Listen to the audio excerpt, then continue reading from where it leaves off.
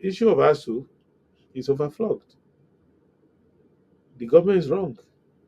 Why are we still beating about the bush?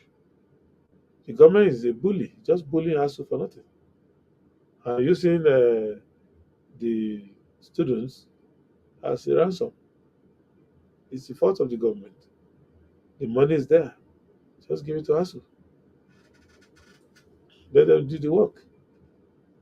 There are those who will argue that, like government officials had always told us, that government does not have the money. But they are in government there. They refuse to resign. Nigeria, let us be, I don't know whether we are naturally comedians by nature. Maybe we are just uh, not able to know the difference between serious matters and joking matters. Go and find out. Every government that has announced that there's no money in government to run government usually do that announcement when they are resigning. In Greece, the whole government resigned. They said these problems are too many. We can't do it. Bye bye, we're out. Italy, the same thing. So to be blowing siren and looking robust and flying business class and every day replacing vehicles in the villa and ministry and all of them dressing like movie stars and telling people that there's no money in government is an insult to our eyes.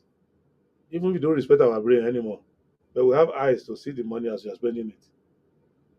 How can anybody say there's no money in this government? Are you not seeing them from head to toe? That their money is smelling in their body. You go and take the picture of the president when he came and the brand new one God has given us now. He's a man who has been well taken care of.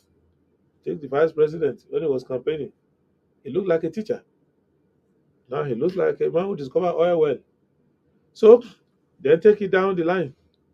Take the top civil servants. Go to the airport. They are the ones you find in business class, British Airways. They are the one. All of them are flying to New York now. Nigeria has a very heavy delegation to UN General Assembly. All business class people. Yet Nigeria has no money. It's only when I need money that they say Nigeria has no money. When they need money, Nigeria has money.